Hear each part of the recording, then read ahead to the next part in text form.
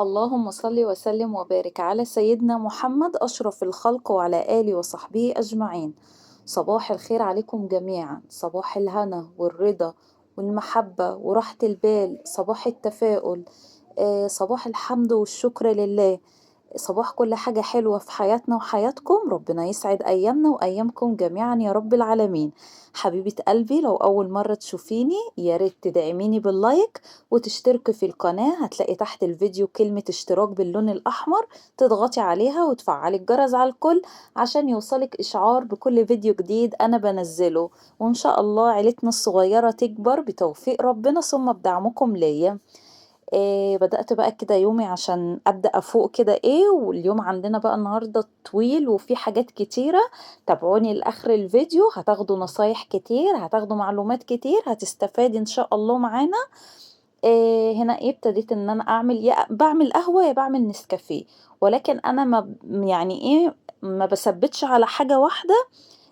بحيث أمّا باتعوّد ما باحس إن أنا ما بافوقش يعني فاهمين؟ يعني أنا لو كل يوم هاعمل نسكافيه خلاص 3، 4 أيام أحس إن أنا ما فُقتش، لو أنا هاستعمل كل يوم قهوة برضه باحس إن هي مش بتبقى منشّطاني مدّياني الpower العالي ده، فاهمين؟ بس باقوم بقى أعمل كوباية النسكافيه وأقعد أشربها كده وأتمزّج، وبعد كده بقى يومنا مليان كواليس. كنت مشغّلة الغسالة من الصبح كده، وأول ما الغسيل خلّص قُلت بقى النهارده الشمس حلوة، قُلت أستغل اليوم بقى بقى لنا كذا يوم الدنيا بتشتي وكعبلة، فلقيت الجو حلو كده قُلت ننشّر بقى الغسيل كده عشان يتهوى ويتشمس برّه. قومي كده اتنشّطي ما تكسّليش، اليوم اللي بيبتدي بوخَم كُلّه بيبقى وخَم. قومي كده سمّي بسم الله، افتحي كده الشبابيك والبلكونات، جدّدي الطاقة اللي في بيتِك. طول ما أنتِ قاعدة هتحسّي بكبت، هتحسّي بإنِّك مودِك مش في أفضل حالاته. شغّلي القرآن، افتحي، غيّري الهوا اللي في شقتِك. قومي كده ضبّطي وروّقي، شغّلي بخور. حاولي ابسطي نفسِك على قد إمكانياتِك، آآ يعني هي مش كل حاجة الفلوس أولًا، أي نعم هي يعني ما فيش غنى عنها ولا إن إحنا نستغنى عنها، لإن كل حاجة حوالينا بنشتريها بالفلوس، ولكن حاولي ابسطي نفسِك على قد إمكانياتِك، على قد إمكانياتِك ابسطي نفسِك. السعادة أو الرضا ده قرار داخلي، يعني مش بإمكانيات خالص. على فكرة ممكن ناس يبقى عندها كل حاجة وما فيش عندها أي رضا، يعني مهما ربنا عطاها ما فيش رضا. الرضا ده أو السعادة أو خلّي دايمًا ثقتِك في ربنا، ثقتِك في ربنا هي اللي هتخلّي عندِك استقرار داخلي، هتخلّي عندِك سلام نفسي. ما تفكّريش في بُكرة، بُكرة ده لا بتاعِك ولا بتاعي ولا بتاع أي حد، بُكرة ده علم الغيب ما يعلمهوش غير ربنا، وربنا قادر بيغيّر حال من حال في أقل من طرفة العين. دايمًا ارمي حمولِك وارمي توكالِك على الله، دي كلمة دايمًا باقولها لِك. ما تعرفيش بُكرة في سيبي بُكرة لله، بُكرة لا بتاعِك ولا بتاعي، بُكرة ده بتاع ربنا. بُصّوا هنا بقى أنا كنت ضبّطت الشقة بس ما صوّرتش معاكم عشان الفيديو ما يطولش، ونشّرت الغسيل وكده، وابتديت بقى إن أنا أعمل الغدا. بُصّي بقى، حاولي فكّري بقى، شغّلي دماغِك.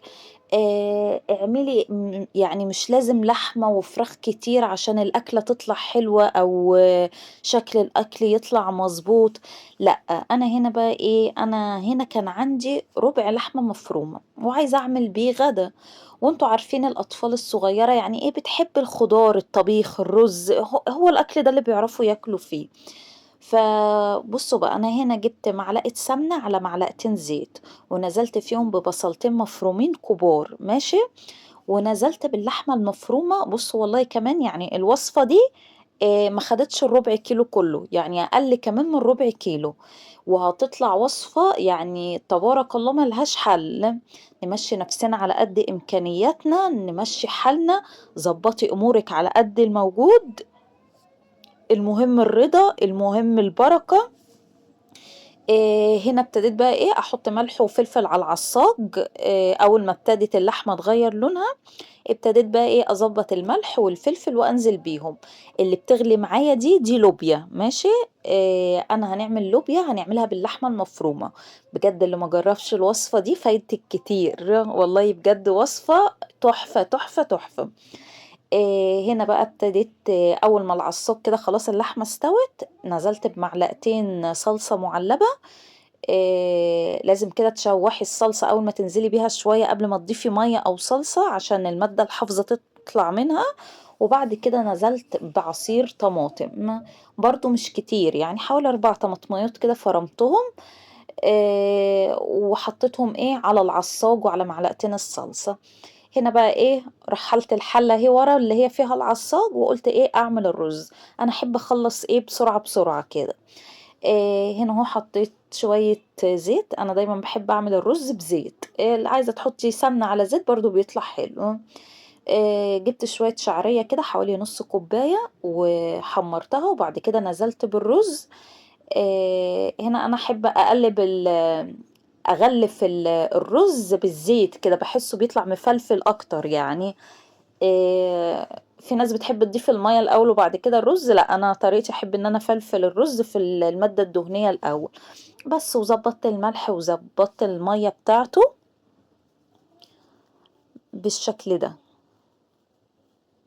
بس كده خلاص تعتبر الأكلة كلّها قرّبت تستوي يعني معايا على النار. بُصّوا هنا أهي الدمعة كده اتسبّكت معايا أهو. نزلت بقى إيه، غسلت اللوبيا بعد ما استوت. لازم تغسليها، في ناس بتصفّيها وتخرّجها على طول، ولكن البقوليات مهمًا كنتِ ناقعاها برضه فيها ريحة كده مش عارفة أنتم فاهمين قصدي والّا لأ. أحب إن أنا أغسل الحاجة تاني بعد ما تستوي، يعني أغسلها وأصفّيها وبعد كده نزلت بيها في العصّاج اللي إيه، اللي بالتسبيكة. هاسيبها بقى إيه، تغلي غلوتين كده على نار هادية اللوبيا تاخد من طعم العصّاج ومن طعم الدمعة. قُلت بقى إيه، أشطّب المطبخ وأنا واقفة معاكم. قومي كده ما تكسّليش. دايمًا خلّي كده بيتِك فيه طاقة، فيه نَفَس، جدّدي الحياة، جدّدي الروح فيه.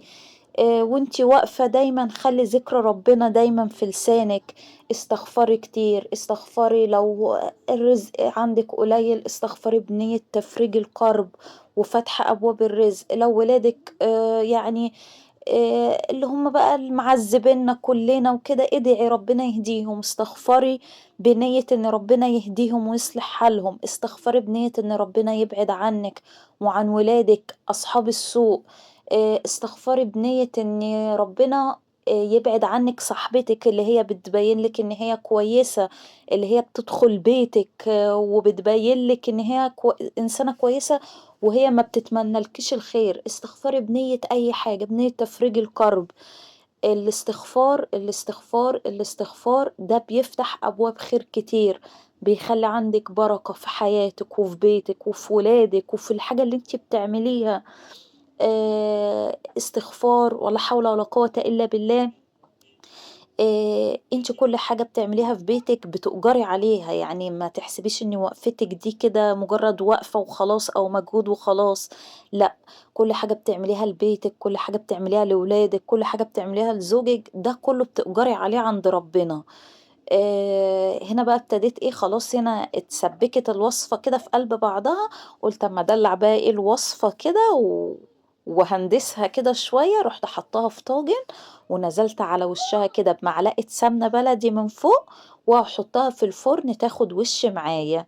آآ الحاجات دي كده إيه، بتفتح النِفس يعني فاهماني. أنتِ طبعًا عايزة تستكفي بيها خلاص في الحلة وتغرفي في أطباق عادي، ولكن أنا قُلت إيه، أدلّع الوصفة شوية. ده البنجر اللي أنا كنت مفرّزاه معاكم. اللي ما شافش طريقته، أنا يا دوب باسلقه بس، يعني باغسله واسلقه زي ما هو وبعد كده أحطه في الفريزر. عند كل أكلة باجي بقى إيه، أطلّع 2، أطلّع 1، أطلّع 3 على حسب اللي أنا محتاجاه. باقطّعه بقى كده إيه، حتت صغنّنة وأعصُر عليه ليمون كتير. دي أكتر طريقة أنا حبّيت طعمها صراحة للبنجر. الوصفة دي حلوة أوي، أوي، أوي. وبعد كده بقى باحُط عليه ملح وفلفل. الوصفة دي حلوة للأنيميا، للأطفال وللستات، لإن أنا الأنيميا مبهدلاني بمعنى الكلمة. فدي أكتر طريقة للبنجر حبيتها بيها، باحطه كده جنب الأكل بالشوكة كده تبدئي تاخدي مع الأكل.